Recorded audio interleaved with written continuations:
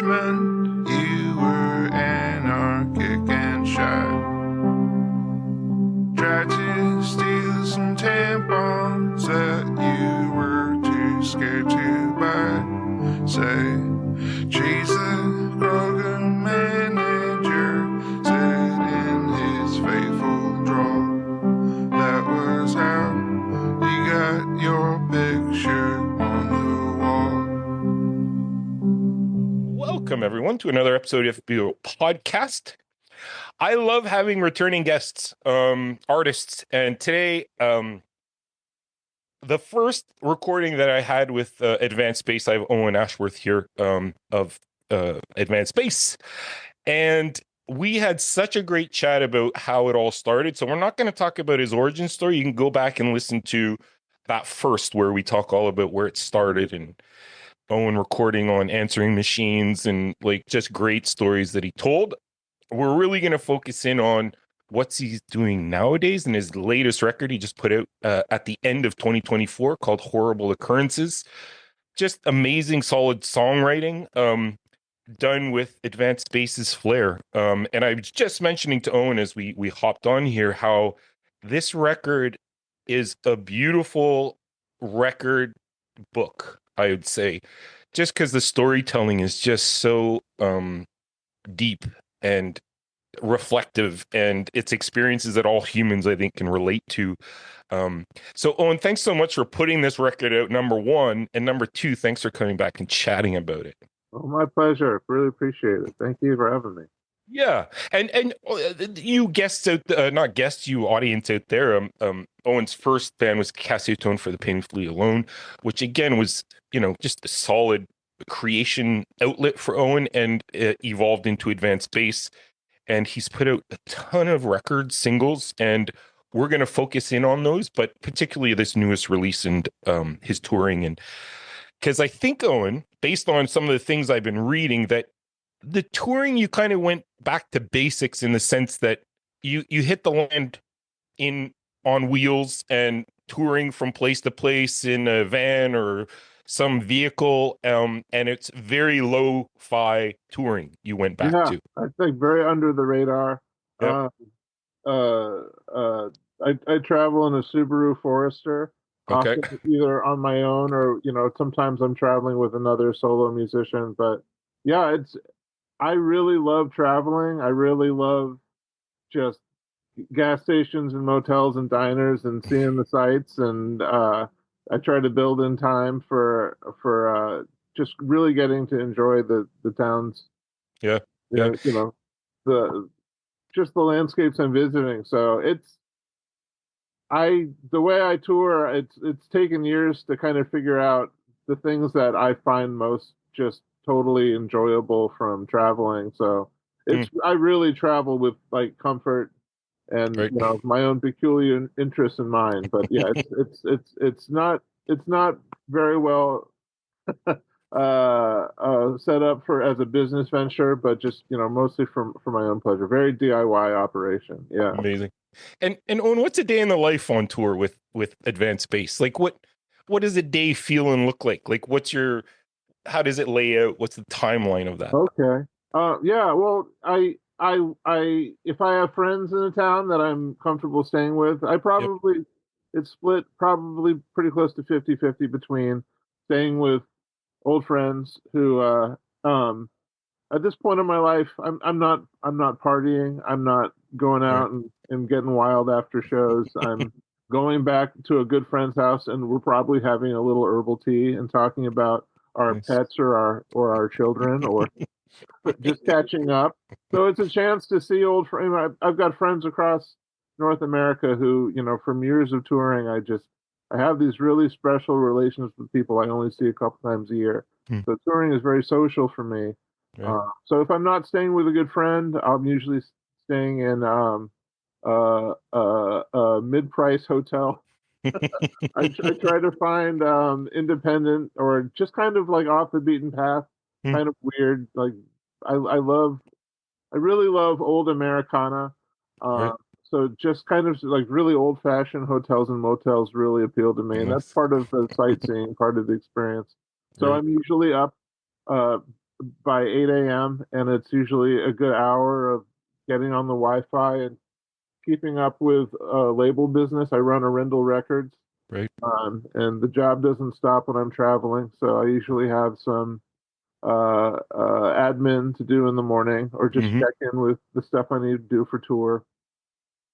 Um, I usually travel with oatmeal and coffee in the car, so I have a simple breakfast for myself, or maybe I'll get eggs at a local diner, and then try to take a walk, check in, call home, talk to my wife and kids. Mm-hmm. Depending on how long the drive is, I could be spending most of the day in the car. I try not to drive any more than 6 hours in a day if I can Okay. manage it. So Right. in the car, I'm listening to sometimes an audiobook or some music, or just enjoying the silence. Mm. Um, Mm. and yeah, I mean, usually arriving in the town where I need to play by mid or late afternoon, and if there's time to check out something in the town, I love going to bookstores or record stores, or Mm-hmm.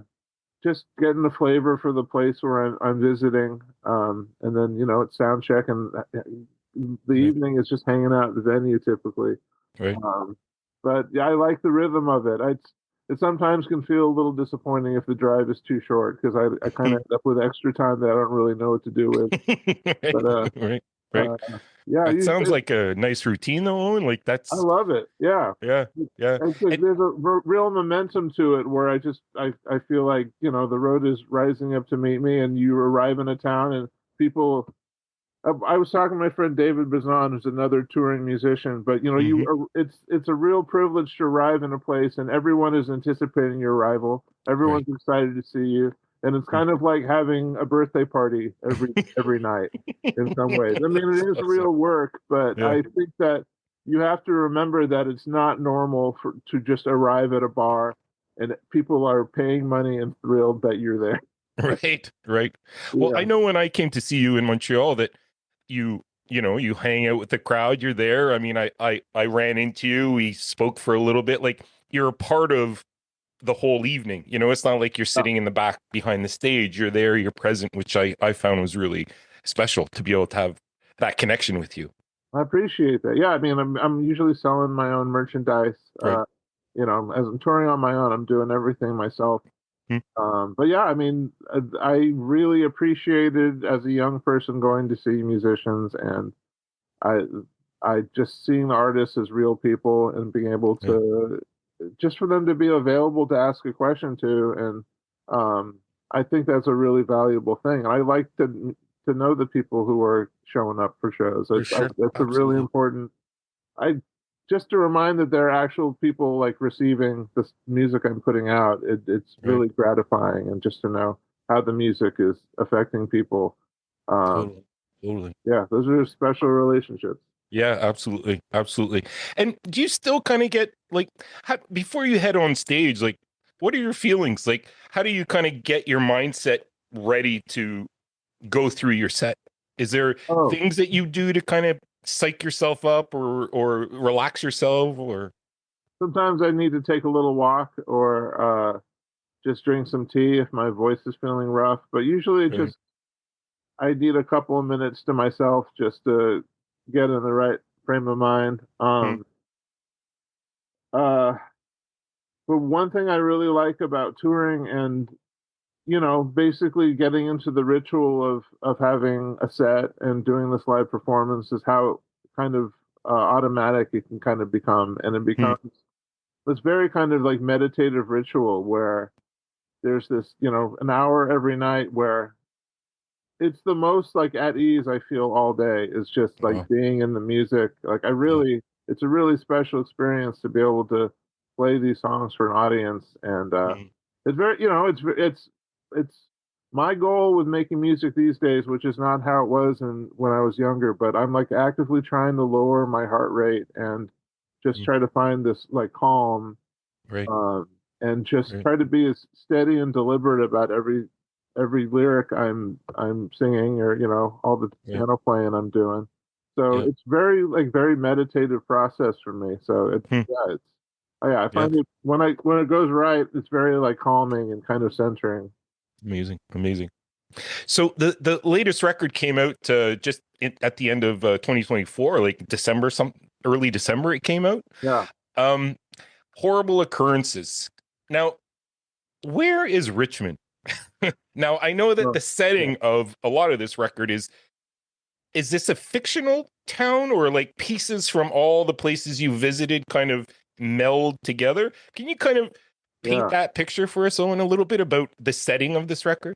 Yeah, I mean, there are a lot of memories in this record, and it's kind of an amalgam of a lot of different places. Hmm. But I think a lot about the location of the songs I'm writing, and I think part of it comes out of traveling and touring as much as I do, and kind of imagining the Hmm. lives of people in various cities I visit, and Hmm. reflecting on my own histories in these places. I've lived in Right. a number of different cities through the years. Um, but Richmond is just one of those town names. Or almost every state in the U.S. has a Richmond. I know Right. there are some in Canada too, Hmm. in the Absolutely. UK.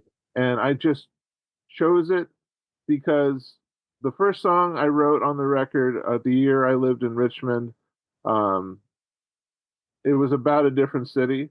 And Hmm. so I didn't necessarily want to put this song on the actual place because it's a story. It happened so long ago that I'm a little foggy on some of the details, and I really wanted Okay. to make an effort to kind of separate it from any kind of like true account to Hmm. just more of it's a song, and at its Right. core, I'm trying to tell a story with it more Hmm. so than trying to be true to the actual details. So Right. I Right. picked a very generic name of a town that has the same cadence as the actual place I was writing about. And Hmm. Richmond just kind of became the stand in and like the location for all these stories.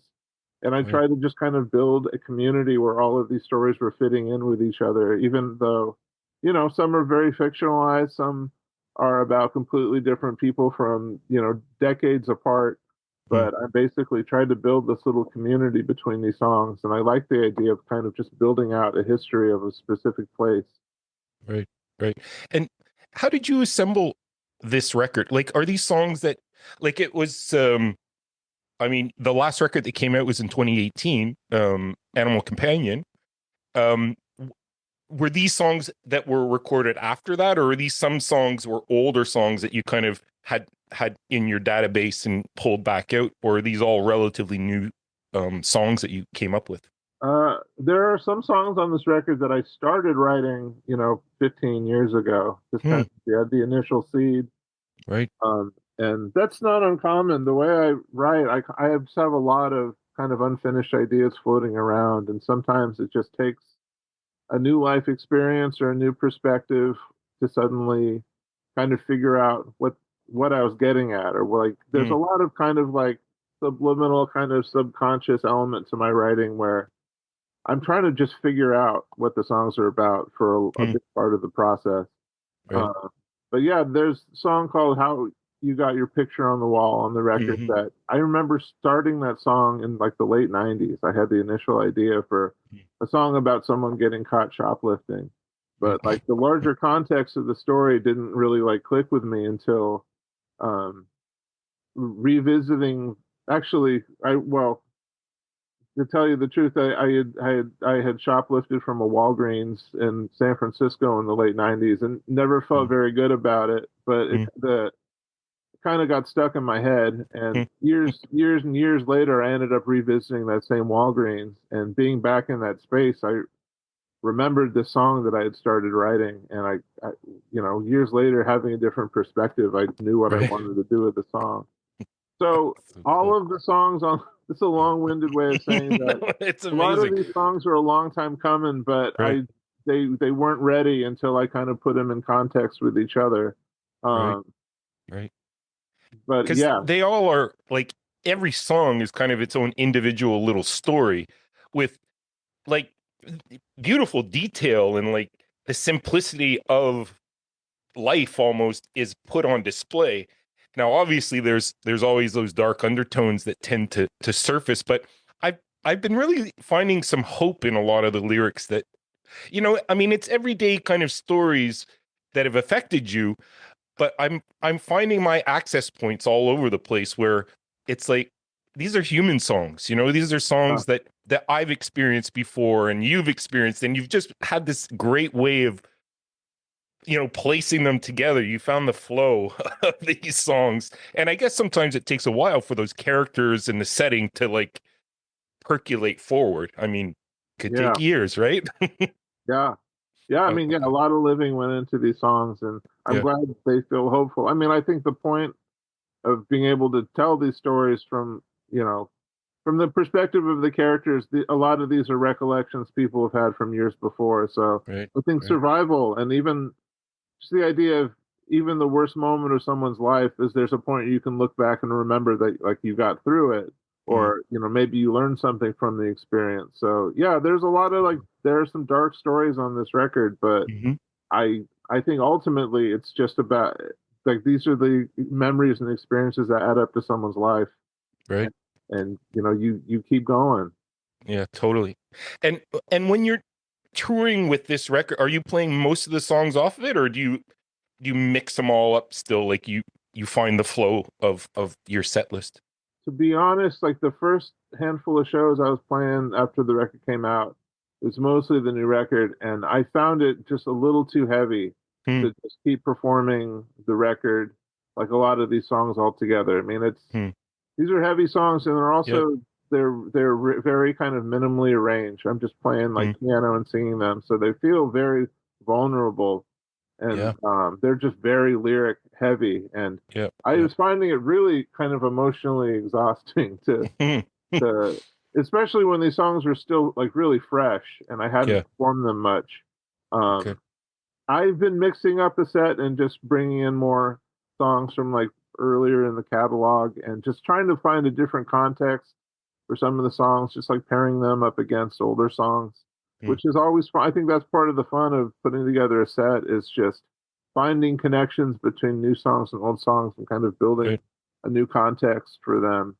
Uh, Yeah. but Totally. yeah, these Totally. shows have felt like very heavy. I mean, Yeah. uh, Hmm. yeah, I've been just like more kind of like emotionally spent at the end Yeah. of the show, or especially at the end of a tour than Yeah. in past years. Yeah. No, I can feel that too. Like I read through all the lyrics as I was listening to the record because I wanted to see them. Um and there are. I mean, there's sadness in there and tragedy, and Yeah, I guess the silver lining I was poking at a bit is that when you can offload some of this um life experiences that this connects to, yeah, and you can kind of like get it out of your brain a little bit or reflect on it a little bit more to make sense of it in some way. Like I find that your songs open those doors up to feeling, like it's yeah, okay, we need to yeah, deal with these emotions. And Owen, you had said something too that was really fascinating, that um there, because of the vulnerability of the songs, I always find it fascinating that artists can put their most vulnerable thoughts and feelings on a page and then sing them out to a crowd of people that you don't know. yeah, Like, how do you manage that? Like, it just seems like it would be so hard. Like yeah, I write a lot of stuff down in journals, and yeah, oftentimes it's stuff that you need to get out, right? It's pain, and it's, I don't, yeah. people don't tend to write about, rainbows and sunshine all that often. Yeah. How do you deal with that? How do you manage the vulnerability of the songs that you deliver? That's something I've been kind of wrestling with, to be honest. Yeah, Hmm. these songs in particular have felt, ooh, it feels like more emotional labor to get up and sing these songs in front of Hmm. people, and just to and even to finish a song and to know the weight of the like people receiving them. Um, Right. to have talked to people at shows and know what the songs have meant to them has been really encouraging, and to know Hmm. that the songs are being received well means a Yep. lot. Hmm. Um, but yeah, I mean, I there especially when a song is really new, it can feel just really vulnerable, kind of tough to get through. And I'm Hmm. often just kind of relying on the structure of the music itself to kind of carry the message. I think a lot of these Yeah. songs, just to tell these stories, would be a lot more difficult than to, I'm kind of getting lost in the music a little bit, and that's kind of Mm. carrying through. And I think it's kind of the spoonful of sugar that's going along with, the tougher elements of the stories. Right, right, Um, right. but yeah, I think that meditative quality of music where I just kind of feel like it becomes a little automatic and I'm kind of being carried through. Mm. Like the songs, I feel like I'm on like a log flume or something. Like once the songs get started, I'm just kind of on the ride Right. along with everyone else, and I Mm. kind of just kind of go to this other place Mm. and just let the song carry me where it's going to carry me. Mm. Um, Interesting. but it's Interesting. tough. Yeah, it can. Yeah. I feel like. Whew, like Yeah. like after a therapy session or something. I Right. just feel like Totally. it's Just really mentally exhausting. exhausted. Yeah. Totally. I Yeah. see that. I see that. And how has it been going? Are all the artists that you're touring with, are they from Arendelle Records as well? Are those the artists on your label? Or are you touring with other artists as well? Because I know the tour you're going on, you have Yeah. a few different artists that are joining you, Oh right? yeah. For Well, the ride? almost all the Canadian shows are with Eliza and Niemi, who are Okay. a wonderful singer and songwriter and cellist from Toronto, who I've just been a fan of for as long as I've known of Eliza's music. Right. And we played, actually, we played Little Kids record release show in Toronto last year Mm. together. And Eliza's an amazing performer. I was like, we Yes. need to do more shows together. I just feel like it's a Yeah. really good match and we get along very well. So yeah, Eliza is on a label called Tin Angel. I haven't released Eliza's records, but Okay. Okay. uh, But there are but some like Lisa Lisa Liza. Liza and Kristen Dalen, who are I'm playing my American, like the East Coast dates with after Okay. the Eliza shows. Amazing.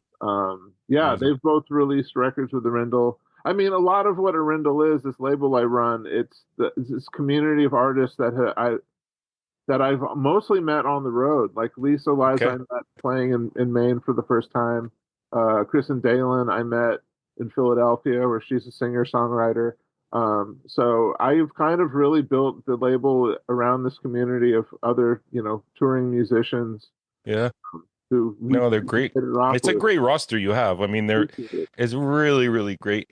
I mean, I love Little Kid. I Oh, and me I too. think that you have this Canadian connection that I'll take it. that with Nick also and Kenny and Jurgovich, like yeah, so many great Canadian artists that you've been able to, you know, welcome into the label and yeah, showcase, which I is appreciate that. so great.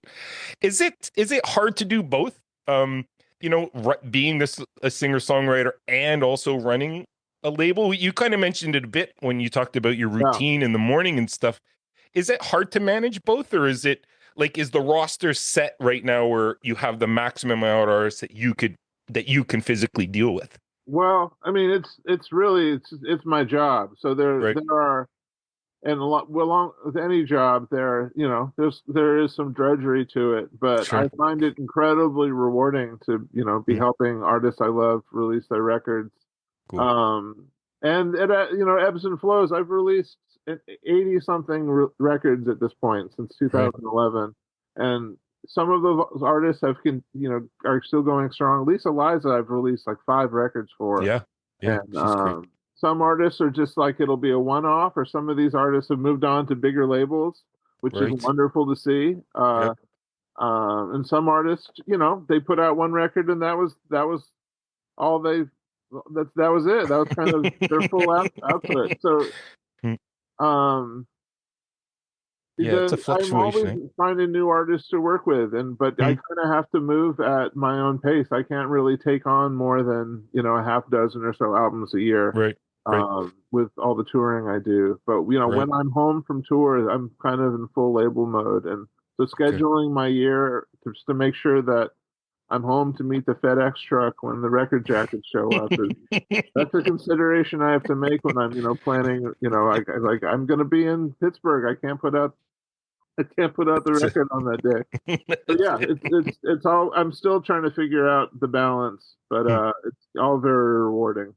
Very cool. Very cool. So, Owen, as we kind of bring this to a close, again, thanks for this second time coming on. I mean, we could just talk for hours and hours. But I do want to respect your time. What's 2025 looking like for you, the label, tours? Can you whatever you can share for the listeners? We'd love to know what's on coming down the pipe. Well, this Canadian tour and then East Coast tour in May is kind of going to be the last long one for me for a while. Okay. I'm going to be doing just probably shorter, more kind of like brief regional trips here and there for the rest of the year, but kind of just moving more heavily into label mode. I'm getting ready to release an album for a really great Chicago band called Moontype. That's coming end of May, and Greg Jamie is a Rindle artist I've worked with in the past. His new album's on the way. There's another Lisa Liza release on the way. I have about a dozen different artists that we're trying to figure out the schedule for the rest of this year and then moving into the next year. So just filling out the calendar is the next big step after this tour. But yeah, Rindle's there's going to be more Rindle stuff happening into 2026 and probably a little less touring. I've been hitting it a little harder just with the new record. Yeah. The last 6 months, just making sure I'm, it's out there. Getting it out there to the people. Totally. Yeah. And the songwriting continues on, like Advanced Space is still observing, reflecting on songs and pulling out database sounds from 15 years ago that might spark something new. Like that's ongoing as always. Yeah.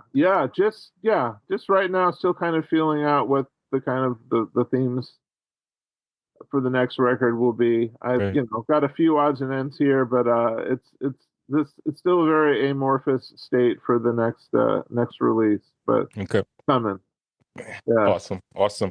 Well, that's great to hear, and I hope that this last tour is all that you want it to be, and that you also get some rest a little bit after this. Recharge your batteries a bit, but you're a busy man, doing some amazing stuff out there. Please go, and if you can check out an Advanced Space show, go and see it. They're always special. And get this record, guys. Horrible Occurrences. The title sounds daunting, but I love this record. Owen. I think it's like I've been waiting for this record to come out from you. And I mentioned before that I got listening to it a bit later. I've only been listening to it for a month, but it's been on steady replay. The stories are just so developed and beautiful, and the music, but it's heavy, like Owen was saying. These are don't put this on at a dance party, but reflective moments. Absolutely, good music for a walk. That's right. That's right. It'll set the pace, a good pace for you. Well, Owen, thank you again. And I look forward to seeing your show in Montreal. And I'd love to have you back on anytime. Just reach out, and any artists from Arundel that want to come on and talk about their music, I'm more than happy to support what you do. Yeah, I love what you're doing. I really appreciate you having me back. Cool. Well, you have yourself a good one. Thanks so much. All right. Take care.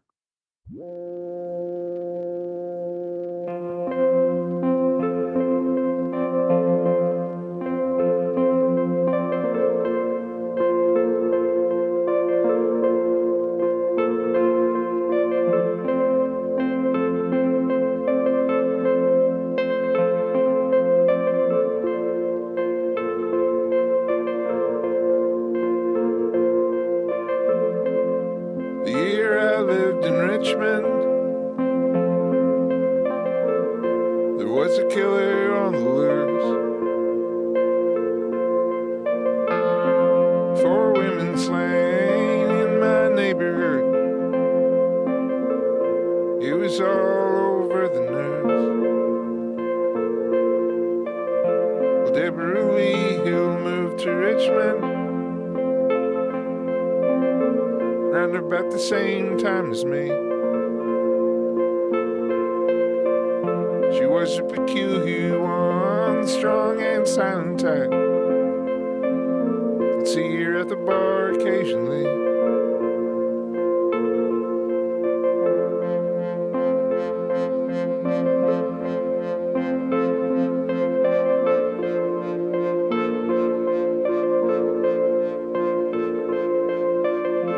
Summer was hot that year in Richmond. Deborah didn't have an AC. She slept with her second story bedroom window up, just to catch a little breeze. She woke one night to an intruder climbing in her window from a tree. Deborah up and ran for a kitchen knife, stabbed him in his chest repeatedly.